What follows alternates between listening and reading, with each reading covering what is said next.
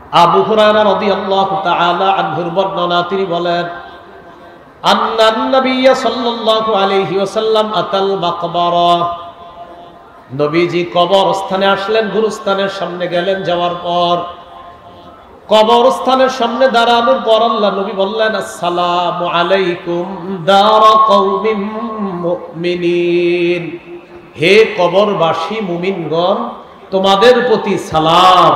হে কবরবাসী মুমিনগণ, তোমাদের প্রতি সালাম। পরে কি বলে দেখেন, ওয়া ইন্না ইনশাআল্লাহু বিকুম লাহিকুন, অচিরেই আমরাও তোমাদের সাথে সাক্ষাৎ করব, মিলিত হব, আমরাও অচিরেই কবরের বাসিন্দা হব। এটা বলার পর নবীজি বললেন, ওয়াদিতু আন্না ক্বাদ রাআইনা ইখওয়ানানা, নবীজি বলেন, আমার মন চায় আমরা যদি আমাদের ভাইদেরকে দেখতাম। কাদেরকে দেখতাম? ভাই। কাদেরকে বলেন, সবাই বলেন, কাদেরকে? নবী গুরুস্থানের সামনে দাঁড়ায় বললেন, আমরা যদি আমাদের ভাইদেরকে দেখতাম। সাহাবীরা বললেন, আওয়ালাসনা ইখওয়ানাকা ইয়া রাসূলুল্লাহ, হুজুর আমরা কি আপনার ভাই না? সাহাবীরা বললেন, হুজুর আমরা কি আপনার ভাই না? নবীজি বললেন, আনতুম আসহাবি, তোমরা হলে আমার সাহাবী। সুবহানাল্লাহ। ওয়া ইখওয়ানুনা আল্লাযীনা লাম ইয়াতু বাদু, আমার ভাই হলো তারা যারা এখনো দুনিয়াতে আসে নাই। আমরা সুবহানাল্লাহ, আমার ভাই হলো তারা যারা এখনো দুনিয়াতে আসে নাই। সাহাবীরা বললেন, কাইফা তা'রিফু মান লাম ইয়াতু বাদু মিন উম্মাতিকা ইয়া রাসূলুল্লাহ, হুজুর আপনি আপনার ওই ভাইদেরকে কিভাবে চিনবেন যারা এখনো দুনিয়াতে আসে নাই? কিয়ামতের ময়দানে চিনবেন কিভাবে? নবীজি বললেন, আরাআইতা লাউ আন্না রাজুলান লাহু খাইলুন গুররুম মুহাজ্জালা বাইনা যাহরাই খাইলিন দুহমিন বুহমিন আলা ইয়ারিফু খাইলা। এই অংশটা মন দিয়ে শুনেন। নবীজি বললেন, তোমাদের মধ্যে কোনো ব্যক্তির একটা সাদা কপাল বিশিষ্ট ঘোড়া আছে, সাদা হাত পা বিশিষ্ট ঘোড়া, সাদা পা বিশিষ্ট ঘোড়া। এই ঘোড়াটা অসংখ্য কালো ঘোড়ার মাঝে যদি থাকে, মালিক কি তার সাদা কপাল বিশিষ্ট ঘোড়াটা পাবে না? কি বলেন আপনারা? নবীজি বললেন, তোমাদের কোনো ব্যক্তির একটা ঘোড়া আছে, কপাল সাদা, হাত পা সাদা, অনেকগুলা কালো ঘোড়ার মাঝে এই ঘোড়াটা আছে, বলো মালিক কি তার ঘোড়া এই অসংখ্য ঘোড়ার মাঝে পাবে না? সাহাবীরা বললেন, জি হুজুর পাবে। রাসূলুল্লাহ সাল্লাল্লাহু আলাইহি সাল্লাম বললেন, ফাইন্নাহুম ইয়াতুনা গুররাম মুহাজ্জালিনা মিনাল ওযু, আমার যেই সমস্ত ভাইদেরকে আমি দেখি নাই, কিয়ামতের ময়দানে আমার ভাই যাদেরকে আমি দেখলে চিনতে পারবো, তারা যখন কিয়ামতের মাঠে আসবে, ওযু করার কারণে তাদের কপাল আর তাদের হাতগুলা কোটি কোটি মানুষের মাঝে চকচক করতে থাকবে, আমি দেখলেই চিনতে পারবো তারা আমার ভাই। ওয়াওয়াসসা বিহা ইব্রাহিমু বানিহি ওয়া ইয়াকুব ইয়া বানিয়া ইন্নাল্লাহা আসতাফা লাকুমুদ-দীনা ফালা তামুতুন্না ইল্লা ওয়া আনতুম মুসলিমুন। ইব্রাহিম নবী, ইয়াকুব নবী তাদের সন্তানদেরকে ওসিয়ত করেছেন, হে প্রিয় সন্তান, আল্লাহ তোমাদের জন্য ইসলামকে দিন হিসাবে নির্বাচন করেছেন। ফালা তামুতুন্না ইল্লা ওয়া আনতুম মুসলিমুন, তোমরা মুসলমান না হয়ে মৃত্যুবরণ করো না। এ হলো এক নম্বর আলামত, আত্মসমর্পণ। মুসলমান একমাত্র আল্লাহর কাছে আত্মসমর্পণ করবে। দুই নম্বর আলামত, বিশুদ্ধ আকীদা। আপনি ইসলামে পরিপূর্ণভাবে প্রবেশ করতে চান কিনা, ইসলাম পরিপূর্ণভাবে পালন করতে চান কিনা, এর দুই নম্বর আলামত হলো আপনার আকীদা বিশুদ্ধ কিনা। আকীদা বিশুদ্ধ দ্বারা উদ্দেশ্য হলো আকীদায় শিরিক না থাকা, কুফুর না থাকা, বেদাত না থাকা। সূরা লোকমানের 13 নম্বর আয়াতে আল্লাহ বলেন, وَإِذْ قَالَ لُقْمَانُ لِابْنِهِ وَهُوَ يَعِظُهُ يَا بُنَيَّ لَا تُشْرِكْ بِاللَّهِ إِنَّ الشِّرْكَ لَظُلْمٌ عَظِيمٌ। লোকমান হাকিম তার সন্তানকে বললেন, হে প্রিয় সন্তান, তুমি আল্লাহর সাথে শিরিক করো না। শিরিক মহা জুলুম, শিরিক মহা পাপ, শিরিক মহা অত্যাচার। সূরা মাইদার ৭২ নম্বর আয়াতে আল্লাহ বলেন, ইন্নাহু মাইয়ুশরিক বিল্লাহ ফাকাদ হারামাল্লাহু আলাইহিল জান্নাতা ওয়া মাওয়াহুন নার ওয়া মা লিয-যালিমিনা মিন আনসার। যে ব্যক্তি আল্লাহর সাথে শিরিক করে এই অবস্থায় যদি সে মারা যায়, আল্লাহ তার জন্য জান্নাত হারাম করে দিয়েছেন, তার ঠিকানা হলো জাহান্নাম। তারা হলো জালেম, জালেমদের কোনো সাহায্যকারী থাকবে না, বলি নাউজুবিল্লাহ। আকীদার মধ্যে শিরিক থাকা যাবে না, আর হলো বেদাত থাকা যাবে না। বেদাত কাকে বলে? সহিহ বুখারীর বর্ণনা 2697 নম্বর হাদিস, 2697 নম্বর হাদিস। বন্ধ করুন। এই হাদিসের মধ্যে আসছে আয়েশা সিদ্দিকা রাদিয়াল্লাহু তাআলা আনহার বর্ণনা। রাসূলুল্লাহ সাল্লাল্লাহু আলাইহি ওয়াসাল্লাম বলেন, মান আহদাসা ফি আমরিনা হাযা মা লাইসা ফীহি ফাহুয়া রাদ্দুন। নবীজি বলেন, আমাদের এই ইসলামী শরীয়তের মধ্যে ইবাদতের নামে সওয়াবের আশায় কেউ যদি নতুন কিছু আবিষ্কার করে, ফাহুয়া রাদ্দুন, সেটা প্রত্যাখ্যান করা হবে, সেটা পরিত্যাজ্য, সেটা বেদাত। কেউ যদি ইসলামের মধ্যে ইবাদতের নামে নতুন কিছু আবিষ্কার করে, সেটা প্রত্যাখ্যান করা হবে, সেটা পরিত্যাজ্য, সেটা বেদাত। আল্লাহ তাআলা আমাদেরকে বেদাত থেকে হেফাজত করেন। তাহলে আকীদার মধ্যে শিরিক রাখা যাবে না, বেদাত রাখা যাবে না। এ হলো 2 নাম্বার আলামত। আলামত নাম্বার 3, ইখলাসের সাথে সব আমল করা। আমি আপনি আমার জীবনের সব আমল যদি আল্লাহকে খুশি করার জন্য করি, তাহলে বোঝা যাবে আপনি ইসলামে পরিপূর্ণ রূপে প্রবেশ করতে চান। নাসাইর বর্ণনা 4140 নম্বর হাদিস। নাসাইর আরেকটা বর্ণনা আছে, রাসূলুল্লাহ সাল্লাল্লাহু আলাইহি সাল্লাম বলেন, ইন্নাল্লাহা লা ইয়াকবালু মিনাল আমালি ইল্লা মা কানা লাহু খালিসা। আল্লাহ তাআলা বান্দার আমল ততক্ষণ কবুল করেন না যতক্ষণ আমলটা আল্লাহর জন্য ইখলাসের সাথে না হয়। নাসাইর বর্ণনা 3140 নম্বর হাদিসে নবীরে প্রশ্ন করা হলো, আরাআইতা রাজুলান গাযা ফি সাবিলিল্লাহ ইয়ালতামিসুল আজরা ওয়ায যিকরা ফামা লাহু ইয়া রাসূলুল্লাহ। হুজুর, এক ব্যক্তি আল্লাহর রাস্তায় লড়াই করেছে। লড়াই করা যারা, তার 2টি উদ্দেশ্য। 1 নাম্বার আল্লাহর কাছ থেকে সওয়াব কামাই করা, 2 নাম্বার মানুষের বাহবা কামাই করা, প্রশংসা কুড়ানো। এই 2 উদ্দেশ্যে কেউ জিহাদ করছে। ফামা লাহু ইয়া রাসূলুল্লাহ, হুজুর সে কি পাবে, তার সওয়াব কি হবে? নবীজি জবাব দিলেন, লা শাইআ লাহু, সে কিছুই পাবে না। আ'আদাহা সালাস মাররাত ফাকালা রাসূলুল্লাহ সাল্লাল্লাহু আলাইহি ওয়াসাল্লাম, লা শাইআ লাহু, লা শাইআ লাহু, লা শাইআ লা। 3 বার প্রশ্নটা করলেন, হুজুর এক ব্যক্তি জিহাদ করছে, আল্লাহর কাছ থেকে সওয়াব কামাই করবে, আর হলো নিজে বড় বাহাদুর, এটা মানুষ তাকে বলবে, এই নিয়তে সে জিহাদ করছে।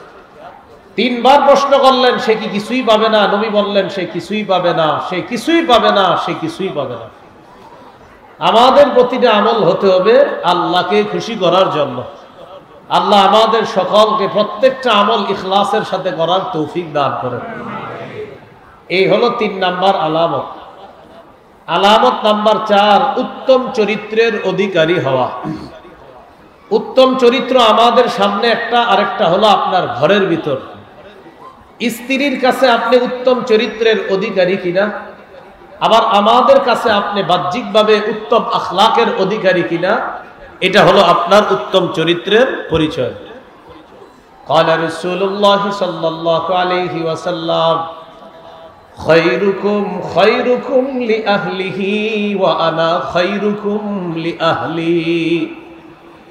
রাসূলুল্লাহ সাল্লাল্লাহু আলাইহি সাল্লাম বলেন, তোমাদের মধ্যে সর্বোত্তম ওই ব্যক্তি যে ব্যক্তি তার স্ত্রীর কাছে উত্তম। আর শোনো, আমি নবী আমার বিবিদের কাছে সবচেয়ে উত্তম, আমার চরিত্র আমার বিবিদের কাছে সবচেয়ে শ্রেষ্ঠ চরিত্র। আবু দাউদের হাদিস 4800 নম্বর হাদিস। এই হাদিসের মধ্যে আসছে রাসূলুল্লাহ সাল্লাল্লাহু আলাইহি সাল্লাম বলেন, আনা যাঈমুন বিবাইতিন ফি আ'লাল জান্নাতি লিমান হাসানা খুলুকা।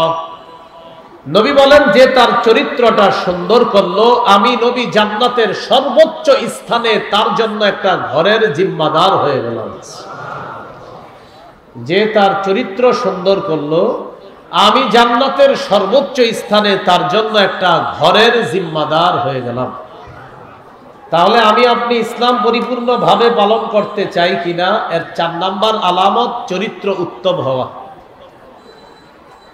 মসজিদে গেলেন, আপনি যাওয়ার পর কাতারে দাঁড়াইলেন, দাঁড়ানোর পর এই কনুই দিয়ে আরো 2 জনকে গুতা দিলেন, এইভাবে কাতারে যেন সুন্দরভাবে দাঁড়াইতে পারেন, আপনি 2 জনকে 2 পাশ থেকে সরাইয়া দিলেন এইভাবে। আপনি এই জায়গায় ভালো চরিত্রের পরিচয়ে ফুটিয়ে তুলতে পারেন নাই। আপনি দৌড়ায় গিয়ে মসজিদে প্রবেশ করলেন, আপনার জুতার নিচে কাদা আছে, 14 জন মুসল্লির জুতাগুলা নষ্ট করে দ্রুত আপনি মসজিদে ঢুকছেন। ঢুকার পর আপনি নামাজ পড়লেন, নামাজ পড়ে বের হইলেন। নামাজের কিছু ভুল ত্রুটি ছোটখাটো, এটা হয়তো আল্লাহর হক, আল্লাহ মাফ করে দিবে। কিন্তু যাদের জুতাগুলা নষ্ট করলেন, এরা বান্দার হক নষ্ট করলেন, এটা কিন্তু আল্লাহ তাআলা মাফ করবে না। এই জাতীয় কিছু কুচরিত্র অথবা বদ আখলাক অনেক মানুষের মাঝে দেখা যায়, দৌড়ায়া গিয়া মসজিদে ঢুকে আর অসংখ্য মুসল্লিদের জুতা নষ্ট করে। এটা সুন্দর কাজ হয় নাই। তো বলছিলাম, বাহ্যিকভাবে আমাদের আখলাক সুন্দর হওয়া, বিবির কাছে আখলাক সুন্দর হওয়া, আভ্যন্তরীণ ভাবেও আখলাক সুন্দর হওয়া, এগুলো 4 নাম্বার আলামত। আলামত নাম্বার 5, লেনদেনে স্বচ্ছ থাকা। সূরা মুতাফফিফিনের 1 থেকে 6 নম্বর আয়াতে আল্লাহ বলেন, ওয়াইলুল লিল মুতাফফিফিন। আল্লাহ তাআলা বলেন, দুর্ভোগ তাদের জন্য যারা ওজনে কম দেয়, যারা মাপে কম দেয়। আল্লাযীনা ইযা তালু আলান নাসি ইস্তাওফুন। যারা মানুষকে যখন মানুষের কাছ থেকে মেপে নেয়, তখন তারা পূর্ণভাবে মেপে নেয়। ওয়া ইযা কালুহুম আও ওয়াজানুহুম ইউখসিরুন। আর যখন তারা অন্যকে মেপে দেয় অথবা ওজন করে দেয়, তখন ওজনে কম দেয়, মাপে কম দেয়। কিছু মানুষ আছে অন্যের কাছ থেকে যখন নেয় পূর্ণভাবে নেয়, আর যখন অন্যকে দেয় তখন কমায়া মাপেও কম দেয়, ওজনেও কম দেয়। আল্লাহ তাআলা বলেন, ওয়াইলুল লিল মুতাফফিফিন। দুর্ভোগ তাদের জন্য যারা মানুষের কাছ থেকে যখন নেয় তারা পূর্ণ মেপে নেয়, আর যখন মানুষকে দেয় তখন তারা ওজনেও কম দেয়, মাপেও কম দেয়। আলা ইয়াজুন্নু উলাইকা আন্নাহুম মাবউসুন। তারা কি চিন্তা করে না যে তাদেরকে পুনরুত্থান করা হবে, তাদেরকে উপস্থিত করা হবে লিয়াউমিন আযীম, এক মহাদিনে। ইয়াউমা ইয়াকুমুন নাসু লিরাব্বিল আলামিন। যেদিন সব মানুষ বিশ্ব জগতের রবের সামনে দাঁড়াবে, উপস্থিত হবে। বলছিলাম 5 নাম্বার আলামত, লেনদেনে স্বচ্ছ থাকা। অনেক মানুষ লেনদেন করে, আগামী শুক্রবারে টাকা পাও না, কিয়ামতের আগে আর শুক্রবার আসে না, খালি শুক্রবার যায়, উনি টাকা দেয় না। কিছু মানুষ দোকানদারের কাছ থেকে বাকি আনে, আগামী মাসের 1 তারিখে দিয়ে দিব, 1 তারিখ আর আসে না, তার বাকি আনা বন্ধ হয় না। আনতেছে তো আনতেছে, কিন্তু আর বাকিটা পরিশোধ করে না। এরকম লেনদেনে অস্বচ্ছ থাকা যাবে না, স্বচ্ছ থাকতে হবে। সূরা মাইদার 1 নম্বর আয়াতে আল্লাহ বলেন, ইয়া আইয়ুহাল্লাযীনা আমানু আউফু বিল উকুদ। আল্লাহ তাআলা বলেন, হে ঈমানদারগণ, তোমরা তোমাদের অঙ্গীকার পুরা করো, তোমরা তোমাদের ওয়াদা পুরা করো। আয়াতের ব্যাখ্যায় মুফাসসিরিনে কেরাম লেখেন, লেনদেনে স্বচ্ছ থাকা, ব্যবসা বাণিজ্য ইত্যাদিতে যে ওয়াদা করা হয় ওই ওয়াদার মধ্যে তোমরা স্বচ্ছ থাকো, লেনদেন স্বচ্ছ করো। আউফু বিল উকুদ, ওয়াদা পুরা করো। লেনদেন আরো অন্যান্য যত ওয়াদা আছে এই ওয়াদা স্বচ্ছতার সাথে তোমরা পুরা করো। বলেন তো কয় কাজ? কয় কাজ? 9 কাজ। প্রথম কাজ ইসলামে পরিপূর্ণভাবে প্রবেশ করা। করেছি কিনা? কয় আলামত? 5 আলামত। 1 নম্বর আলামত আল্লাহর কাছে আত্মসমর্পণ করা। 2 নম্বর আকীদা বিশুদ্ধ রাখা, আকীদায় শিরিক না রাখা, আকীদায় বেদাত না রাখা। 3 নম্বর আমার সব কাজ ইখলাসের সাথে করা। 4 নম্বর উত্তম চরিত্রের অধিকারী হওয়া। 5 নম্বর লেনদেনে স্বচ্ছ থাকা। আল্লাহ তাআলা আমাদেরকে এই 5 আলামত গ্রহণ করে ইসলামে যেন পরিপূর্ণ রূপে আমরা প্রবেশ করতে পারি, আল্লাহ তৌফিক দান করেন।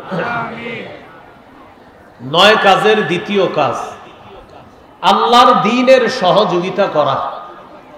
এই যে মাহফিলে আপনারা যারা সহযোগিতা করেন এটাও আল্লাহর দ্বীনের সহযোগিতা করা। মসজিদ মাদ্রাসায় যে সহযোগিতা করেন এটা আল্লাহর দ্বীনের সহযোগিতা করা। ত্রাণ দিলেন ফেনীতে, শেরপুর, নেত্রকোনা, এই যে আপনারা ত্রাণ সামগ্রী বিতরণ করলেন এটাও আল্লাহর দ্বীনের সহযোগিতা করা। সহযোগিতার শ্রেষ্ঠ খাত জিহাদের ময়দানে যারা আছে তাদেরকে সহযোগিতার হাত বাড়িয়ে দেওয়া। যারা ফিলিস্তিনের জন্য সহযোগিতা পাঠিয়েছেন এটা আল্লাহর শ্রেষ্ঠ একটা খাতে আপনি সহযোগিতা পাঠিয়েছেন। যারা ফিলিস্তিন মাজলুমদেরকে, মুজাহিদদেরকে সহায়তা পাঠিয়েছেন এটা শ্রেষ্ঠ একটা খাতে আপনি আল্লাহর দ্বীনের সহযোগিতা করেছেন। সূরা মুহাম্মদ 7 নম্বর আয়াতে আল্লাহ বলেন, ইয়া আইয়ুহাল্লাযীনা আমানু ইন তানসুরুল্লাহ ইয়ানসুরকুম ওয়া ইউসাব্বিত আকদামাকুম। আল্লাহ তাআলা বলেন, হে ঈমানদারগণ, যদি তোমরা আল্লাহর দ্বীনের সাহায্য করো, আল্লাহ তাআলার ওয়াদা আল্লাহ তোমাদেরকে সাহায্য করবেন।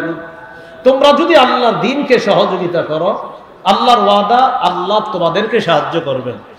সূরা হজের 40 নম্বর আয়াতে আল্লাহ তাআলা বলেন, ওয়ালা ইয়ানসুরান্নাল্লাহু মাইয়ানসুরু। যে ব্যক্তি আল্লাহর দ্বীনের সাহায্য করবে আল্লাহর ওয়াদা অবশ্যই অবশ্যই আল্লাহ তাকে সাহায্য করবে। তাহলে কয় কাজ? 9 কাজ। কয় কাজ? 9 কাজ। খাতা কলম নিয়ে বসলে সুন্দর হইতো। কয় কাজ? 9 কাজ। 1 নাম্বার ইসলামে পরিপূর্ণভাবে প্রবেশ করা। 2 নাম্বার আল্লাহর দ্বীনের সহযোগিতা করা। 3 নম্বর বলেন আমার সাথে, ভাতৃপ্রেম। বলেন ভাতৃপ্রেম। ভ্রাতৃত্বের সম্পর্ক জোরদার করা। মুসলমান মুসলমান, ভাই ভাই, এই সম্পর্ক জোরদার করা। মুসলমান মুসলমান, ভাই ভাই, কাজে কর্মে নাই নাই। কাজে কর্মে কি হয়? মুসলমান মুসলমান, ভাই ভাই, আসল জায়গায় নাই নাই, এরকম যেন না হয়। ভাতৃপ্রেম বাড়িয়ে দেওয়া, ভ্রাতৃত্বের সম্পর্ক বাড়ানো। আমার সাথে একটু বলেন, বলেন আমাদের মধ্যে মতের অমিল থাকতে পারে, মনের অমিল যেন না থাকে। মতভেদ হতে পারে, বিভেদ যেন না হয়। মতভেদ হতে পারে, মনোভেদ যেন না হয়। মনে করেন আমি এক আলেমকে পছন্দ করি, আপনি আরেকজনকে পছন্দ করেন। একজনে বলছে ইমামের পিছনে সূরা ফাতিহা পড়া লাগবে, আর একজন বলছে পড়া লাগবে না। তাদের দুইজনের মাঝে একটা বহস হইছে। তো মাশাআল্লাহ বহস হওয়ার পরেও তাদের মাঝে মহব্বত ভালো আছে, সম্পর্ক ভালো আছে। তো আমরা যারা আছি তাদের ভক্ত, ওই দুইজনের ভক্তদের মাঝে এখন 2 দল। এক দল আরেক দলকে আমরা সালাম দেই না, এক দল আরেক দলকে কি দেই না। শুধু তাই না, বাপ আমিন জোরে বলে, ছেলে আমিন আস্তে বলে, কথার কথা। এখন বাবা ছেলের সাথে খানা খায় না একসাথে, কেন? আমিন জোরে আর আস্তে নিয়ে ঝগড়া, দুইজনকে দেখতে পারবা। তো এই মুস্তাহাব বিষয়, এটা মতের অমিল, এটা মতের পার্থক্য, এটা মতভেদ বিষয়, কিন্তু এটা আমাদের মনের ভেদ কেন করলো, এটা বিভেদ তৈরি কেন করলো? আমিন আস্তে বলা সুন্নাহ। আমাদের এই উপমহাদেশের মধ্যে রসুলের আমিন আস্তে বলার সুন্নাহটা বেশি প্রচলিত, তাই আমিন আস্তে বলাটাই এই অঞ্চলগুলোর মধ্যে বেশি নিরাপদ। এরপরেও যদি কেউ জোরে বলে ফেলে, তাকে কাফের বলা যাবে না, নাউজুবিল্লাহ। সে আমার ভাই না, এটাও বলা যাবে না, সেও আমার ভাই। তিনি জোরে বলছে, সেও আমার ভাই। যিনি আস্তে বলছে, তিনিও আমার ভাই। কিন্তু আস্তে আর জোরে নিয়ে দুইজনকে দেখতে পারতেছিল। তাহলে ছোট্ট একটা মুস্তাহাব মতভেদ আমাদের মনের ভেদ করে দিল, আমাদের মাঝে বিভেদ তৈরি করে দিল, এটা যেন না হয়। সূরা হুজুরাতের 10 নম্বর আয়াতে আল্লাহ বলেন, ইন্নামাল মুমিনুনা ইখওয়া। আল্লাহ তাআলা বলেন, মুমিনরা পরস্পর ভাই ভাই। ফাসলিহু বাইনা আখাওয়াইকুম, তোমরা তোমাদের ভাইদের মাঝে মীমাংসা করে দাও, সংশোধন করে দাও। আল্লাহ তাআলা বলেন, মুমিন পরস্পর ভাই ভাই, তোমরা ভাই ভাইয়ের মধ্যে মীমাংসা করে দাও। তাহলে আল্লাহ মুমিনদেরকে কি বললেন? সবাই বলেন, কি বললেন? এখন আপনারা বলেন, যিনি আমিন আসতে বলছে তিনি মুমিন কিনা? জোরে বলেন, আরো জোরে বলেন। যিনি জোরে বলছে তিনি মুমিন কিনা? তাহলে মুমিনে কি? তোরা একজন আরেকজনে দেখতে পারে না কেন? আল্লাহ আমাদেরকে বুঝার তৌফিক দান করেন। মুসনাদে আহমদ হাদিসের কিতাব, এই কিতাবের 9199 নম্বর হাদিস। قال رسول الله صلى الله عليه وسلم, নবীজি বলেন, আল মুমিনু ইয়ালাফু ওয়া ইউলাফ ওয়ালা খায়রা লিমান লা ইয়ালাফু ওয়ালা ইউলাফ ওয়া আনফাউহুম লিন্নাস। নবীজি বলেন, আল মুমিনু ইয়ালাফ, মুমিন একজন আরেকজনের সাথে মিত্রতার সম্পর্ক বজায় রাখে, ওয়া ইউলাফ, তার সাথে মিত্রতা বজায় করা যায়। নবীজি বলেন, আল মুমিনু ইয়ালাফ, মুমিন বন্ধুত্বের সম্পর্ক হাত বাড়ায় দেয়, ওয়া ইউলাফ, তার সাথে বন্ধুত্ব করা যায়। ইয়ালাফ, নিজে মিত্রতার সম্পর্ক জুড়ে, ওয়া ইউলাফ, তার সাথে মিত্রতার সম্পর্ক জুড়ানো যায়। এরপর আল্লাহ নবী বলেন, ওয়ালা খায়রা লিমান লা ইয়ালাফু ওয়ালা ইউলাফ।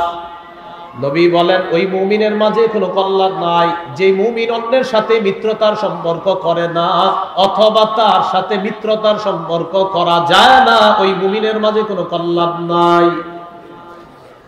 যেই মুমিন নিজে মিত্রতার সম্পর্ক করে না, অথবা তার সাথে কোনো মিত্রতার সম্পর্ক কায়েম করা যায় না, নবীজি বলেন তার মাঝে কোনো কল্যাণ নাই। আল্লাহ আমাদেরকে কথাগুলা বোঝার তৌফিক দান করেন।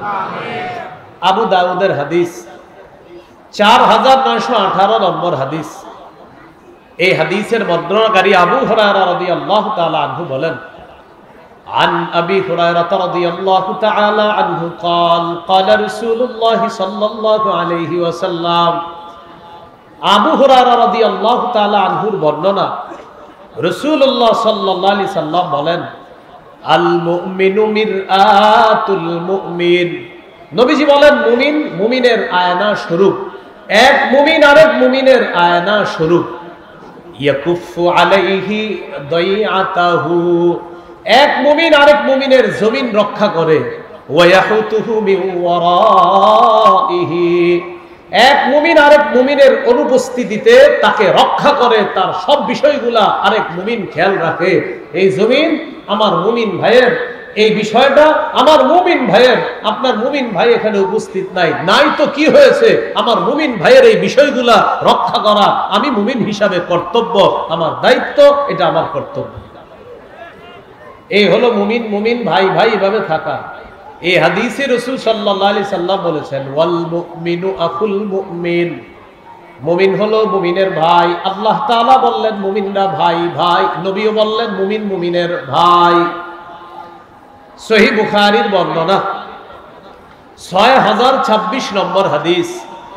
এই হাদিসের মধ্যে আছে عن أبي موسى الأشعري رضي الله تعالى عنه قال قال رسول الله صلى الله عليه وسلم নবীজি বলেন আল মুমিনু লিল মুমিনি কাল বুনয়ান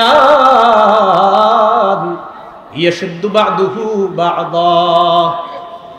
নবীজি বলেন এক মুমিন আরেক মুমিনের জন্য দেয়ালের মতো। বলেন এক মুমিন আরেক মুমিনের জন্য কিসের মতো? দেয়াল দেয়াল দেয়াল। বলেন এক মুমিন আরেক মুমিনের জন্য কিসের মতো?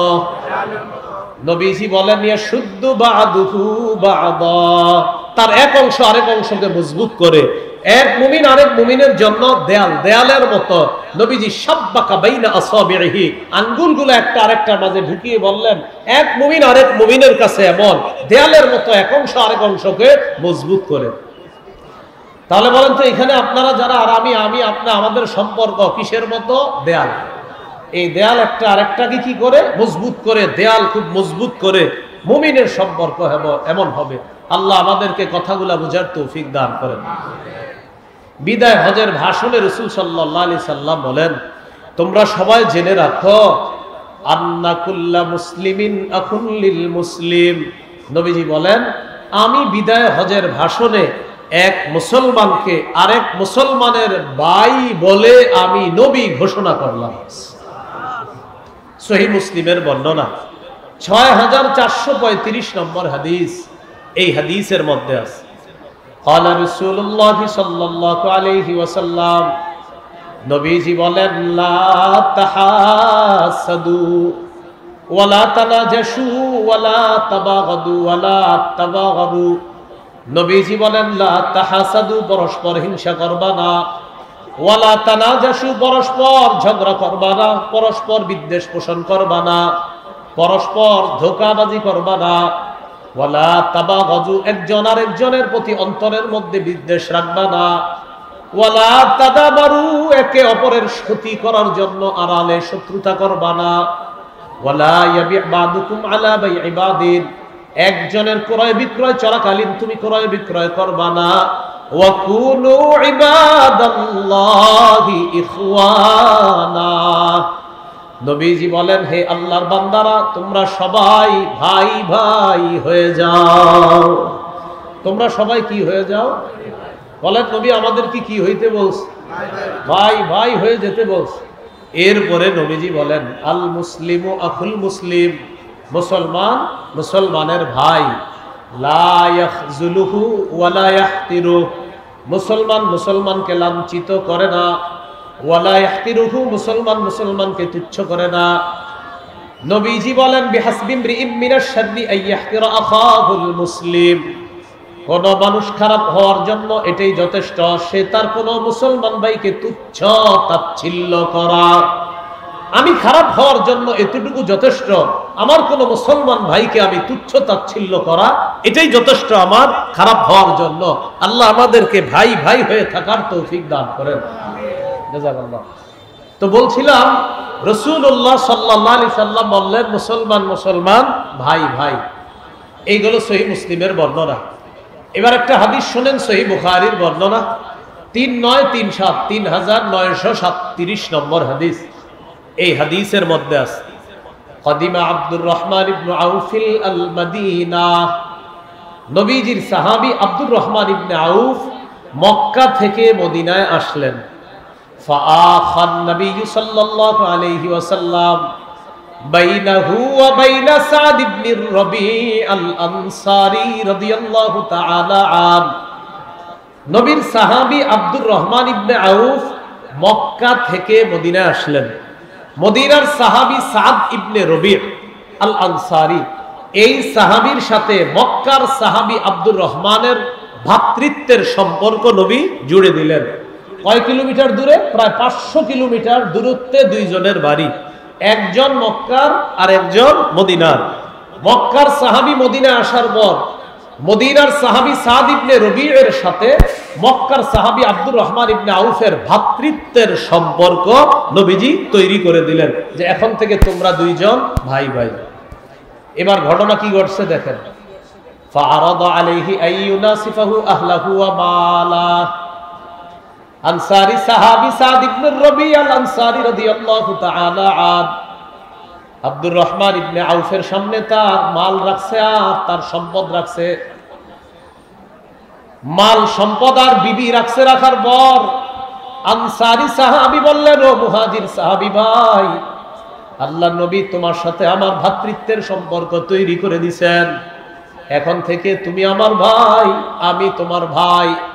এই যে আমার সমস্ত সম্পদ আমি 2 ভাগ করলাম, আজকে থেকে 1 ভাগ তোমার, 1 ভাগ আমার।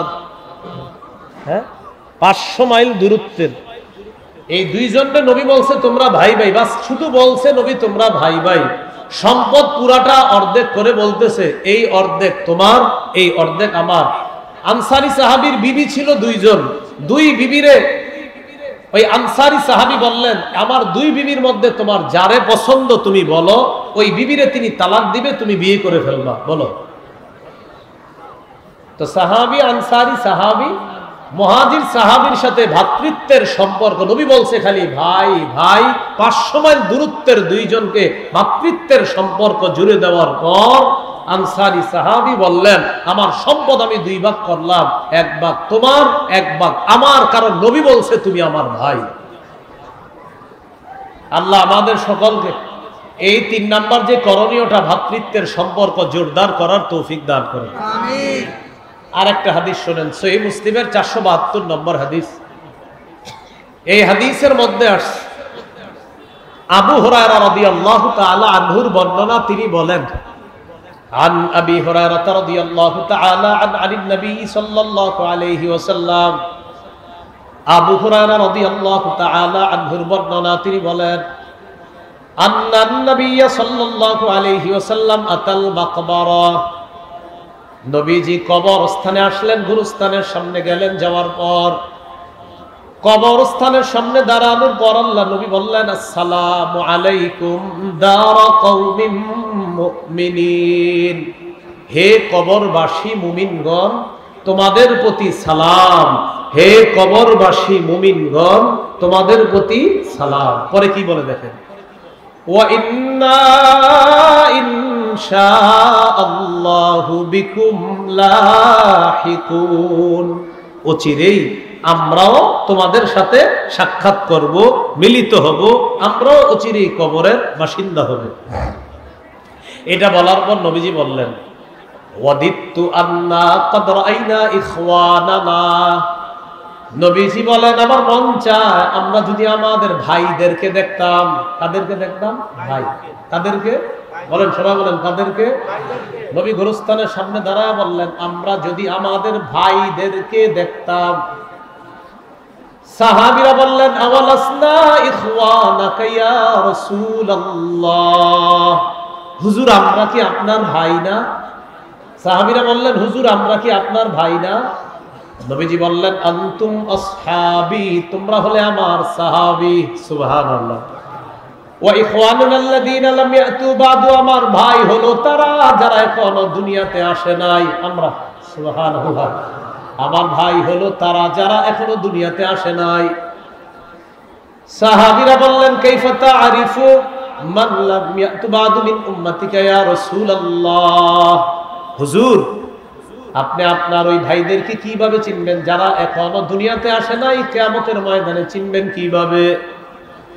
নবীজি বললেন, আরাআইতা লাউ আন্না রাজুলান লাহু খাইলুন গুররুম মুহাজ্জালা বাইনা যাহরাই খাইলিন দুহমিন বুহমিন আলা ইয়ারিফু খাইলা। এই অংশটা মন দিয়ে শুনেন। নবীজি বললেন, তোমাদের মধ্যে কোনো ব্যক্তির একটা সাদা কপাল বিশিষ্ট ঘোড়া আছে, সাদা হাত পা বিশিষ্ট ঘোড়া, সাদা পা বিশিষ্ট ঘোড়া।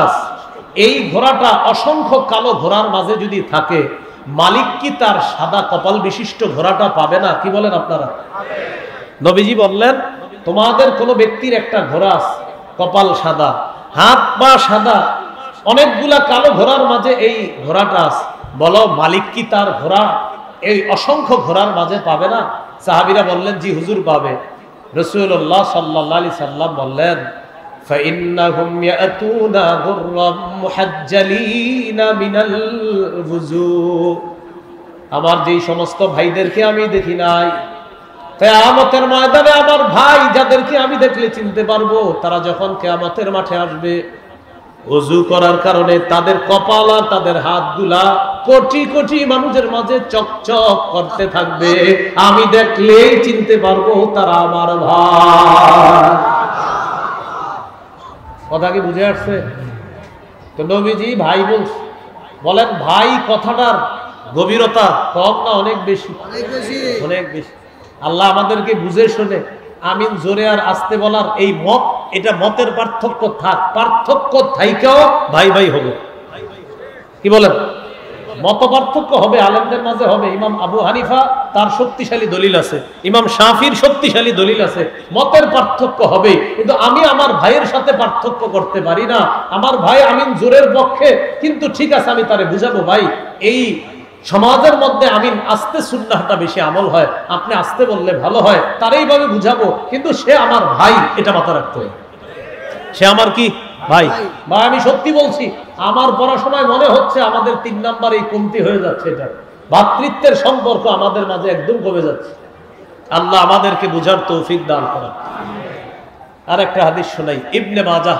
4195 নম্বর হাদিস এই হাদিসের বর্ণনাকারী বারা ইবনে আযিব রাদিয়াল্লাহু তাআলা তিনি বলেন কুন্না মা রাসূলিল্লাহি সাল্লাল্লাহু আলাইহি ওয়াসাল্লাম ফি জিনাজা নবীজির সাথে এক জানাজায় আমরা গেলাম ফাজালাসা আলা শাফিরিল কবরি ফাবাকা হাত্তা বাল্লাসরা নবীর সাথে জানাজায় গেলাম নবী কবরের কিনারায় বসছে কান্না করতে করতে কবরের সামনের মাটিগুলা ভিজায় ফেলছে কান্না করতে এবার দেখেন নবী সাহাবীদের কি বলে ইয়া ইখওয়ানি লিমিসলি হাদা ফাআইদ্দু হে ভাই সব বলেন সবাই সবাই সবাই বলেন হে ভাই সব নবীজি কি বললেন নবীজি সাহাবীদেরকে বললেন হে ভাই সব তোমরা এই অবস্থার জন্য প্রস্তুতি নাও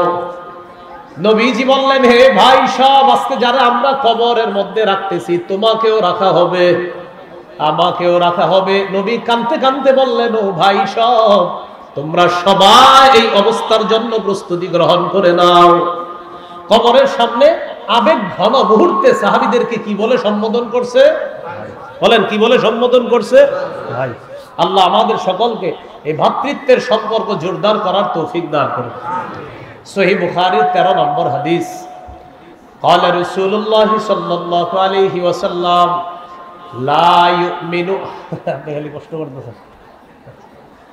لا يؤمن احدكم حتى يحب لاخيه ما يحب لنفسه রাসূলুল্লাহ সাল্লাল্লাহু আলাইহি সাল্লাম বলেন তোমাদের মধ্যে কোনো ব্যক্তি ততক্ষণ ঈমানদার হতে পারবে না যতক্ষণ সে তার ভাইয়ের জন্য ওই বিষয়টা পছন্দ না করবে যেটা নিজের জন্য সে পছন্দ করে আমি আমার জন্য যেটা পছন্দ করি সেটা আমার ভাইয়ের জন্য যতক্ষণ পছন্দ না করব ততক্ষণ আমি মুমিন হতে পারবো না আল্লাহ আমাদের সকলকে 3 নাম্বার করণীয়টা আরো বেশি জোরদার করার তৌফিক দান করুন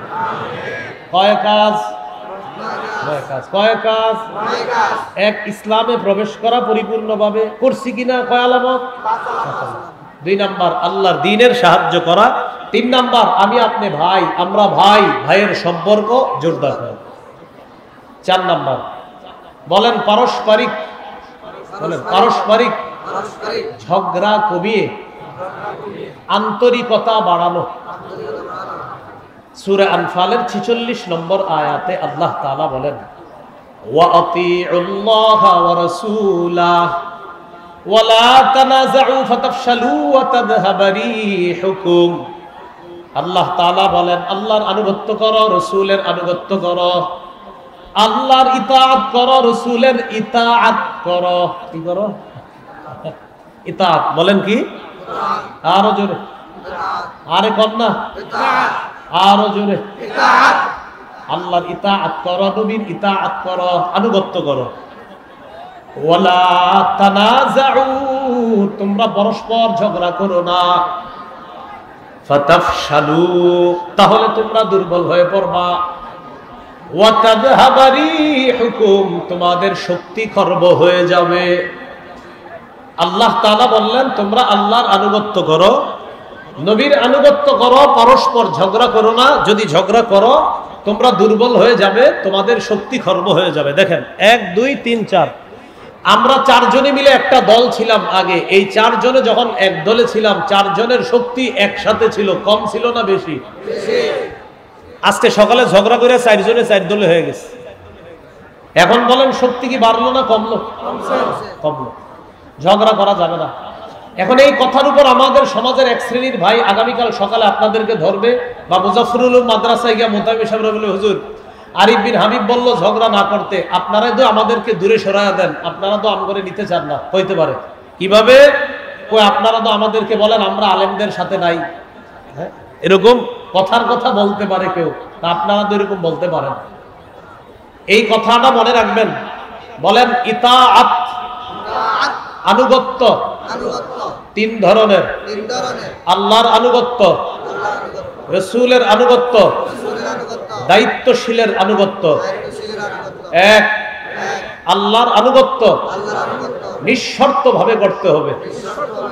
2, রাসূলের আনুগত্য আল্লাহর হুকুম অনুযায়ী নিঃশর্ত ভাবে করতে হবে। 3, দায়িত্বশীলের আনুগত্য নিঃশর্ত ভাবে করা যাবে না। কি বললাম? বলেন আল্লাহর ইতাআত, বলেন নিঃশর্ত ভাবে করতে হবে। রাসূলের ইতাআত আল্লাহর হুকুমে নিঃশর্ত ভাবে করতে হবে। দায়িত্বশীলের ইতাআত নিঃশর্ত ভাবে করা যাবে না। মৌলিক 3টা নীতিমালা মনে রাখবেন। বলেন দায়িত্বশীলের আনুগত্য ততক্ষণ করব, বলেন যতক্ষণ তিনি কোন নাফরমানির হুকুম না করবে। আমি এবার বলি, আপনারা মনে রাখেন, দায়িত্বশীলের আনুগত্য করার জন্য মৌলিক 3টা নীতিমালা। 1 নাম্বার, তিনি নাফরমানির হুকুম না করা পর্যন্ত তার আনুগত্য করা যাবে। 2 নাম্বার, তিনি দেখতে যেমনই হোক তিনি আল্লাহওয়ালা হতে হবে, আমানতদার হতে হবে, কোরআন সুন্নাহ সঠিকভাবে মানুষের কাছে বলতে হবে। আল্লাহর হাতে হেদায়েত নাই, মুসা নবী এই করছে সেই করছে, এগুলা বলা যাবে না। এই হলো আপনার কি ঠিক? আসলেই তো ঠিক বললাম। 2 নাম্বার, সে যেমনই হোক, এটা 2 নাম্বার নীতিমালা। 3 নাম্বার নীতিমালা, অন্ধ অনুকরণ করা যাবে না। দায়িত্বশীলের অন্ধ অনুকরণ করা যাবে না। বলেন তো 1 নাম্বার নীতিমালা, গুনাহের হুকুম না করা পর্যন্ত তার অনুসরণ করা যাবে। খুব মন দিয়ে শুনেন, এই জায়গাটা আজকের আলোচনার সবচেয়ে গুরুত্বপূর্ণ। এই ব্যাপারে আমি 2টা দৃষ্টান্ত দেই। প্রথম দৃষ্টান্তটা মোটামুটি মনে রাখেন, দ্বিতীয় দৃষ্টান্তটা গল্পের মতো সবাই মনে রাখতে হবে। তৈরি আছেন সবাই? তাহলে কথাবার্তা বললেন না, আপোষের কথাবার্তা বন্ধ করে মন দিয়ে শুনেন। গুনাহের হুকুম না করা পর্যন্ত দায়িত্বশীলের আনুগত্য করা যাবে, এই ব্যাপারে 2টি দৃষ্টান্ত। দৃষ্টান্ত নাম্বার 1, সহিহ বুখারীর বর্ণনা 7144 নম্বর হাদিস। এই হাদিসের মধ্যে আছে, قال رسول الله صلى الله عليه وسلم السمع والطاعة على المرء المسلم فيما أحب وكره ما لم يؤمر بمعصية। রাসূলুল্লাহ সাল্লাল্লাহু আলাইহি সাল্লাম বলেন, মুসলমানের উপর ওয়াজিব আমিরের আনুগত্য করা, ততক্ষণ পর্যন্ত আনুগত্য করা ওয়াজিব যতক্ষণ তিনি কোনো নাফরমানির হুকুম না করবে। যতক্ষণ নাফরমানির হুকুম না করা হবে ততক্ষণ তার আনুগত্য করা ওয়াজিব। ফাইদা উমিরা বিমাসিয়া, যদি নাফরমানির হুকুম করা হয়, ফালা সামআ, তার কথা শোনা যাবে না, ওয়ালা তাআতা, তার ইতাআত করা যাবে না। যদি নাফরমানির হুকুম করা হয় তার কথা শোনা যাবে না, তার ইতাআত করা যাবে না। এগুলো প্রথম দৃষ্টান্ত। দৃষ্টান্ত নাম্বার 2, এটা মনে রাখতে হবে। তৈরি আছেন সবাই? সবার কথা বন্ধ করতে হবে। আশেপাশে প্রচুর কথা বলতেছেন আজকে আপনারা। গত বছর এত সাউন্ড ছিল না, এবছর প্রচুর সাউন্ড হচ্ছে, শব্দ দূষণ হচ্ছে পুরো বয়ানটা। 2 নাম্বার দৃষ্টান্ত, সহিহ বুখারীর 4340 নম্বর হাদিস। 4340 নম্বর হাদিস। কোন কিতাব? বুখারী। বলেন কোন কিতাব? 4340 নম্বর হাদিস। বুখারীর কত নম্বর হাদিস? এই হাদিসটা আমি বলি, বলার পর গল্পের মতো আপনারা মুখস্থ রাখবেন। عن علي بن أبي طالب رضي الله تعالى عنه بعث النبي صلى الله عليه وسلم سرية واستعمل عليهم رجلا من الأنصار। নবীজি একটা সেনাবাহিনীকে যুদ্ধে পাঠাইলেন।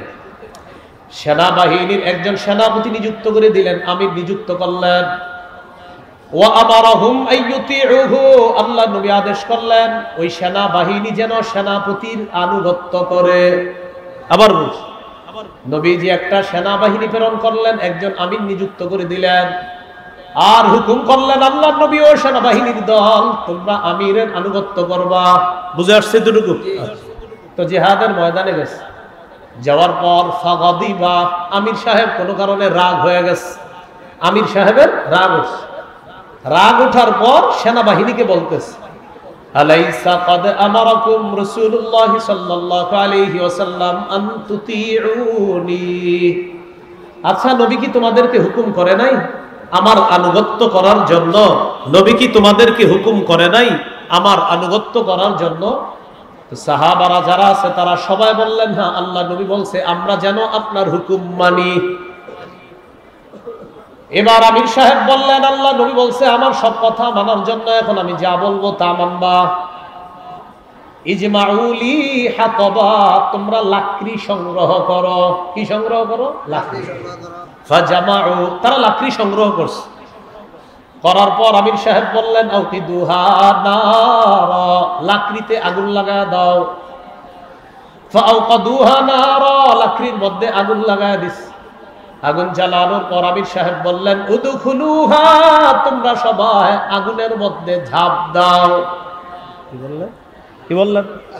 হ্যাঁ সবাই বলেন, কি বললেন? আগুনের মধ্যে ঝাঁপ দাও। আমি আবার বলছি, এটা কোনো কল্প কাহিনী নয়। সহিহ বুখারীর 4340 নম্বর হাদিস। রাসূলুল্লাহ সাল্লাল্লাহু আলাইহি সাল্লাম একটা সেনাবাহিনীকে পাঠাইছে যুদ্ধে, একজনকে আমির বানায়া দিছে আর বলছে আমিরের কথা শুনবা। আমির সাহেব রাগ করছে, রাগ করার পর বললেন, নবী কি তোমাদেরকে বলে নাই আমার কথা মানার জন্য? সবাই বললেন হ্যাঁ বলছে, তাহলে আমি যা বলবো শোনো, লাকড়ি সংগ্রহ করো। তারা লাকড়ি সংগ্রহ করলেন। এবার আমির সাহেব বললেন লাকড়িতে আগুন লাগাও। তারা আগুন লাগাইলেন। আমির সাহেব বললেন উদখুলুহা, এবার আগুনে সবাই ঝাঁপ দাও। কোথায় ঝাঁপ দাও? আগুনে ঝাঁপ দাও। এদিকে আসো। ফাহাম্মু, সবাই রেডি হয়েছে আগুনে ঝাঁপ দিতে। আমার দিকে তাকান, সবাই কি হয়েছে? আগুনে ঝাঁপ দিতে রেডি। সাহাবীরা যারা দলে আছে সেনাবাহিনী সবাই রেডি আগুনে ঝাঁপ দিবে। তো ঝাঁপ দেওয়ার আগে ফাজা আলা ইউমসিকু বাদুহুম বাদ, একজন আরেকজন এইভাবে ধরে বলে, এই আসলে ঝাঁপ দিমু। একজন আসলে ঝাঁপ দিমু। একজন আরেকজন বলে, এই আসলে ঝাঁপ দিমু বলতেছে। কেন? ইন্না ফারারনা মিনান নারি ইলা রাসূলিল্লাহি সাল্লাল্লাহু আলাইহি ওয়াসাল্লাম, আমরা তো জাহান্নামের আগুন থেকে বাঁচার জন্য নবীর কাছে আসছি।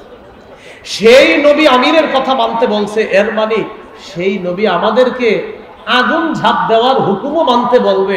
এটা হতে পারে না। আরে আমরা তো আগুন থেকে বাঁচার জন্য নবীর কাছে আসছি, সেই নবী আগুনে ঝাঁপ দেওয়ার হুকুমও মানতে বলবে? এটা মনে হয়, আমাদের মনে হচ্ছে এটা এরকম নবী বলবে না। এটা সাহাবীরা একজন আরেকজনে বলতেছে, ঝাঁপ দিবে দিবে দেয় না, দিবে দিবে দেয় না। এই ঝাঁপ দিব না, দিব না। নবী কি এরকম বলতে পারে? এরকম বলবে তো। বলতে বলতে সবার কানে কানে চলে গেছে এই কথা। এই নবীজির কাছে আসলাম আগুন থেকে বাঁচার জন্য, সেই নবী আগুনে ঝাঁপ দিতে বলবে? এটা মনে হয় সঠিক কথা না। এই কথা বলার পর তাদের কথোপকথনের মাঝখানে হাত্তা খমাদাতিন নার, আগুন নিভে গেছে। সুবহানাল্লাহ। ওয়া সাকানা গদবুহু, আমির সাহেবের রাগও ঠান্ডা হয়ে গেছে। আমাদের আমির সাহেবের 7-8 বছরও এখনো রাগ কমে নাই। কি ঠিক? ওই আমির সাহেবের রাগ ঠান্ডা হয়ে গেছে। আমাদের আমির সাহেবের কথা হলো না, আলেমরা কইলে হইব নাকি আমি ঠিক, মানে যে কোনো আমির, যে কোনো আমির। এখন মনে করেন এত বছর রাগ কমে না। আমি নিশ্চিত রাগের কারণে নিজের ভুল স্বীকার করে না। শুধু রাগ রাগ না, আমি কি, আমি আমি আমি তো সেরা, আবার আমি কি? আমির সাহেবের রাগ কমে গেছে। রাত কমার পর আগুনও নিভে গেছে। ফাবালাগান নবিয়্যা সাল্লাল্লাহু আলাইহি সাল্লাম, ঘটনাটা নবীর কাছে গেছে, ইয়া রাসূলুল্লাহ এরকম এরকম ঘটনা ঘটছে, আমির সাহেব বলছিল আগুনে ঝাঁপ দিতে। নবীজি বললেন, সর্বনাশ, ঝাঁপ না দিয়ে ভালো করেছো। লাউ দাখালুহা, যদি তারা আমিরের কথা শুই না আগুনে ঝাঁপ দিত, মা খারাজু মিনহা, তারা কিয়ামত পর্যন্ত এই আগুন থেকে বের হতে পারতো না। প্রিয় ভাইয়ারা, এই হাদিসটা গল্পের মতো মনে থাকবেন ইনশাআল্লাহ। একদল সেনাবাহিনী নবী যুদ্ধে পাঠিয়েছেন, একজনকে আমির বানিয়ে দিয়েছেন। নবী হুকুম করলেন আমিরের সব কথা মানবা। আমির সাহেবের রাগ উঠার পর সেনাবাহিনীকে বলল, ও সাহাবীরা, নবী বলছে না আমার আনুগত্য করতে? তারা বলল, হ্যাঁ বলছে। তাহলে তোমরা লাকড়ি সংগ্রহ করলেন, আগুন জ্বালাইলেন। আমির সাহেব বললেন আগুনে ঝাঁপ দাও। সাহাবারা পরস্পর বরাবরি করতেছে। আগুন থেকে বাঁচার জন্য নবীর কাছে আসলাম, সেই নবী আগুনে ঝাঁপ দিতে বলবে, এটা বিশ্বাস হচ্ছে না। বলতে বলতে আগুন নিভে গেছে। আমির সাহেবের রাগও ঠান্ডা হয়ে গেছে। নবীর কানে এই সংবাদ যাওয়ার পর নবীজি বললেন, লাউ দাখালুহা মা খারাজু মিনহা ইলা ইয়াউমিল কিয়ামা, আমিরের কথা শুই না তারা যদি আগুনে ঝাঁপ দিত, কিয়ামত পর্যন্ত তারা বের হতে পারত না। শোনো, ইন্নামাত তাআতু ফিল মারুফ, আনুগত্য হবে শুধু ন্যায়সঙ্গত কাজে, নাফরমানির হুকুমে কোনো আনুগত্য হবে না। আল্লাহ বুঝার তৌফিক দান করুন। কয় করণীয়? 9 করণীয়। 4 নাম্বার, পারস্পরিক ঝগড়া কমিয়ে আন্তরিকতা বাড়ানো। মনে আসেনি? আচ্ছা, আবু দাউদের বর্ণনা 4800 নম্বর হাদিস। এই হাদিসের মধ্যে আসছে, قال رسول الله صلى الله عليه وسلم انا زعيم ببيت في ربض الجنة لمن ترك المراء وان كان محقا। নবীজি বলেন, কোন ব্যক্তি যদি ঝগড়া পরিহার করে, এর মানে আপনি ঝগড়া করাটার আপনার রাইট আছে, আপনার অধিকার আছে ঝগড়া করা, এবং আপনি সঠিক। নবী বলেন, সঠিক হওয়ার পরেও যে ব্যক্তি ঝগড়া পরিহার করে, তাকে জানা দাও আমি জান্নাতের বেষ্টনীর মধ্যে তার জন্য একটা ঘরের জিম্মাদার হয়ে গেলাম। ঝগড়া পরিহার করা। 5 নাম্বার করণীয়, বলেন দুনিয়ার বিলাসিতা বর্জন করা। মানে দুনিয়া কামাই করা যাবে, কিন্তু আখিরাত সামনে রাখতে হবে। তিরমিজির বর্ণনা, রাসূলুল্লাহ সাল্লাল্লাহু আলাইহি সাল্লাম বলেন, লাউ কানাতিদ দুনিয়া তাদিলু ইনদাল্লাহি জানাহা বাউদা মা সাকা ফিহা কাফিরুন শারবাতা মা। এই দুনিয়ার মূল্য যদি আল্লাহর কাছে মাছির ডানা পরিমাণ হতো, আল্লাহ কোন কাফেরকে এক ঢোক পানি পান করাতেন না। ভাই, দুনিয়া কামাই করা নিষেধ না হালাল ভাবে, কিন্তু কামাই করতে গিয়ে আখিরাত ভোলা যাবে না। দুনিয়া কামাই করব আখিরাত সামনে রেখে, এই জন্য দুনিয়ার মত্ত হয়ে যেন আমরা আখিরাত ভুলে না যাই। এটা 5 নাম্বার কাজ। 6 নাম্বার, বলেন অধিকার আদায়ের লড়াই অব্যাহত রাখা। মুসলমানদের অধিকার আদায়ের লড়াইয়ের নাম, জোরে লড়াইয়ের নাম পবিত্র জিহাদ। আর জোরে, মুসলমানদের অধিকার আদায়ের লড়াইয়ের নাম কি? জিহাদ। এই পৃথিবী যদি শান্তি চান, সবার চূড়ান্ত শান্তি চান, খেলাফত ব্যবস্থার বিকল্প কোনো পদ্ধতিতে শান্তি আসবে, চূড়ান্ত শান্তি আসবে না। চূড়ান্ত শান্তি খেলাফত ব্যবস্থা আসবে, এটা মনে রাখতে হবে। এই জন্য জিহাদ, এটা হলো মুসলমানদের অধিকার আদায়ের লড়াইয়ের নাম হলো জিহাদ। এই জিহাদের বিষয়টা মানুষকে সঠিকভাবে বুঝাইতে হবে। রাসূলুল্লাহ সাল্লাল্লাহু আলাইহি সাল্লাম বলেন, আলাইকুম বিল জিহাদি ফি সাবিলিল্লাহ ফাইন্নাহু বাবুম মিন আবওয়াবিল জান্নাহ। তোমরা জিহাদ আবশ্যক করে নাও, জিহাদ হলো জান্নাতের একটা দরজা। নবীজি বললেন, আল জিহাদু মাযিন ইলা ইয়াউমিল কিয়ামা, জিহাদ কিয়ামত পর্যন্ত চালু থাকবে, জারি থাকবে। জিহাদের জন্য সবাই রাজি আছেন ইনশাআল্লাহ? ইনশাআল্লাহ। সত্যিকার অর্থে আল্লাহ ইনশাআল্লাহ বলার তৌফিক দান করেন, আমিন। এই হলো 6 নাম্বার।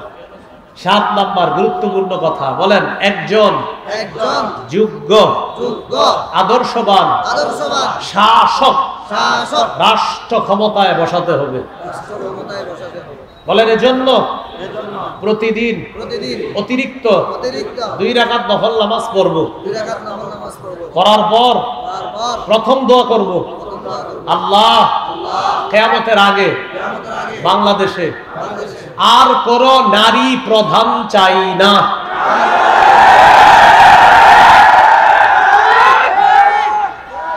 কি চাই না?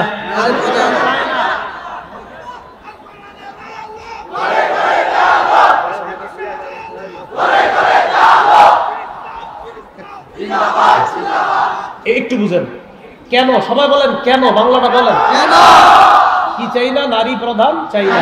তাহলে প্রশ্ন হলো কেন? রাসূলুল্লাহ সাল্লাল্লাহু আলাইহি সাল্লাম বলেন লা ইউফলিহা কওমুন ওয়াল্লাহু আমরাহুম ইমরাআতান, সেই জাতি কিছুতেই সফল হবে না যেই জাতি তাদের নেতৃত্বে কোনো নারীকে বসায়। এজন্য 2 রাকাত নফল নামাজ পড়া প্রথমেই দোয়া করবেন, আল্লাহ আগামীতে কোনো নারী প্রধান দেশে চাই না। 2 নাম্বার দোয়া করতে হবে, আল্লাহ মরার আগে বাংলাদেশে শরিয়া আইন দেখে যেতে চাই। কি আইন দেখে যেতে চাই? শরিয়া আইন দেখে যেতে চাই। এজন্য আপনাদের একটা কাজ আছে, করবেন কি ইনশাআল্লাহ? ইনশাআল্লাহ। দেয়ালে লিখতে হবে, বলেন শরিয়া আইন চায় না তারা, কোন না কোন অপরাধে অপরাধী যারা। আবার বলেন শরিয়া আইন চায় না তারা, কোন না কোন অপরাধে অপরাধী যারা। চোর শরিয়া আইন চাইবে না, জিনা যে করে শরিয়া আইন চাইবে না, কারণ শরিয়া আইন প্রতিষ্ঠিত হলে বিগত বছরের চুরির বিচার করতে করতেই বিচার ব্যবস্থা চলে যাবে। এজন্য শরিয়া আইন চায় না কারা? কোন না কোন অপরাধে অপরাধী যারা। এই কথাটা মনে রাখবেন। এটা হলো 2 নাম্বার দোয়া করবেন। 1 নাম্বার দোয়া নারী প্রধান আর চাই না, 2 নাম্বার দোয়া শরিয়া আইন চাই, 3 নাম্বার দোয়া বলেন আল্লাহ এমন একজন শাসক দেন যেই শাসক মৌলিক 4টি কাজ করবে, নামাজ কায়েম করবে, যাকাত প্রতিষ্ঠিত করবে, সৎ কাজের আদেশ করবে, অসৎ কাজের নিষেধ করবে। এই 4 গুণওয়ালা একজন রাষ্ট্রনায়ক আমরা চাই। এই 3 নাম্বার দোয়াটা করতে পারবেন নি? সূরা হজের 41 নম্বর আয়াতে আল্লাহ বলেন আল্লাযীনা ইম্মাক্কান্নাহুম ফিল আরদি আকামুস সালাহ ওয়া আতাউয যাকাতা ওয়া আমারু বিল মা'রুফি ওয়া নাহাউ আনিল মুনকার। আল্লাহ তাআলা বলেন যাদেরকে আমি রাষ্ট্র ক্ষমতায় বসাই তাদের মৌলিক কাজ হলো 4টা। 1 নাম্বার নামাজ কায়েম করা, 2 নাম্বার যাকাত প্রতিষ্ঠিত করা। কি প্রতিষ্ঠিত করা? যাকাত প্রতিষ্ঠিত করা। আমাদের বাংলাদেশ এখনো সুদ ভিত্তিক রাষ্ট্র। এদেশে স্লোগান দেওয়া হচ্ছে দারিদ্র বিমোচনে সুদ। আমরা স্লোগান দিব দারিদ্র বিমোচনে সুদ নয়, যাকাত। বলেন আমার সাথে, সুদে ফকির আরো ফকির হয়, যাকাতে ফকির ধনী হয়। বলেন তো সুদে ফকির, যাকাতে ফকির। এজন্য 2 নাম্বার যাকাত ভিত্তিক রাষ্ট্র ব্যবস্থা এটা হতে হবে। সুদ ভিত্তিক রাষ্ট্র ব্যবস্থার পরিবর্তে যাকাত ভিত্তিক রাষ্ট্র ব্যবস্থা যখন হবে, 1 বছর পরে সুদ বলবে প্রিয় যাকাত তুমি ভালো থেকো, আমি বিদায় নিই। এই জন্য শরিয়া ভিত্তিক রাষ্ট্র যদি চলে, ইনশাল্লাহ দুনিয়ার কারো কাছে আমরা আর মাথা নত করা লাগবে না। যার বড় প্রমাণ আফগানিস্তান। কারা বলেন? কারা? 3 বছর আগে এদেরকে কেউ গণে নাই, এখন আফগানিস্তান বলে গোনার টাইম নাই। আল্লাহ বুঝার তৌফিক দান করেন। কলিজাটা ছিঁড়া মনে চাই বুঝাই আরো কিছু, কোনো কারণে আসে না। আল্লাহ বুঝার তৌফিক দান করেন। এই হলো আপনার 7 নাম্বার। এমন একজন যোগ্য শাসক বসাতে হবে, আকামুস সালাহ নামাজ কায়েম করা, আতাউয যাকাত যাকাত প্রতিষ্ঠিত করা, আমারু বিল মারুফ নেক কাজের আদেশ করবে, ওয়া নাহাউ আনিল মুনকার অসৎ কাজের নিষেধ করবে। 8 নাম্বার করণীয় শুরা ব্যবস্থার গুরুত্ব অনুধাবন করা। মসজিদের খতিব সাহেব যারা আছি এলাকার, আমরা শুরা ব্যবস্থার গুরুত্ব কি পরিমাণ প্রয়োজনীয়তা এটা জাতিকে বোঝাতে হবে। এটা হলো শুরা ব্যবস্থা। এই কথাগুলা এই সাধারণ মুসলমানরা বুঝতে হবে। আলেমরা এগুলা বুঝে, কিন্তু সাধারণ জনগণ শুরা ব্যবস্থার কি লাভ, কি ফায়দা, কি উপকার এটা বুঝতে হবে, এটা অনুধাবন করতে হবে। সর্বশেষ করণীয় বলেন শত্রুকে শত্রু মনে করতে হবে, বন্ধু মনে করার কোনো সুযোগ নাই। বলেন আমরা বারবার ভুল করব না। বলেন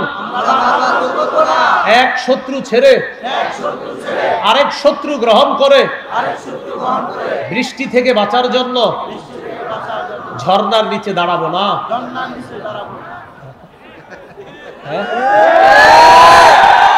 এক শত্রু ছেড়ে আরেক শত্রু গ্রহণ করে বৃষ্টি থেকে বাঁচার জন্য ঝর্ণা নিচে দাঁড়ায়। কেউ ভাই আপনি ঝর্ণা নিচে দাঁড়াইছেন কেন? বৃষ্টি থেকে বাঁচার জন্য। ও আচ্ছা, আহা থাক, মাশাআল্লাহ মাশাআল্লাহ। নাকি ঝর্ণা নিচে কেন ভাই আপনি? ঝর্ণার নিচে হুজুর আর বললেন না, বাইরে বৃষ্টি, ওই জন্য ঝর্ণার নিচে। ও আচ্ছা আচ্ছা আচ্ছা। এক শত্রু ছেড়ে আরেক শত্রু গ্রহণ করা মানে বৃষ্টি থেকে বাঁচার জন্য ঝর্ণার নিচে দাঁড়ানোর মতো বোকামি করা। আর বোকামি করা যাবে না ভাই। আন্তরিকতা বাড়ায়া মুসলমানরা 90% মুসলমানের দেশে যে কোনো মূল্যে দেখেন কোনোভাবে ইসলামী হুকুমতটা কায়েম করা যদি যায়, ইনশাআল্লাহ আমরাও আফগানিস্তানের মতো মাথা উঁচু করে দাঁড়াতে পারবো। আল্লাহ আমাদেরকে বুঝার তৌফিক দান করেন। সুবহানাল্লাহি ওয়া বিহামদিহি। সুবহানাল্লাহ।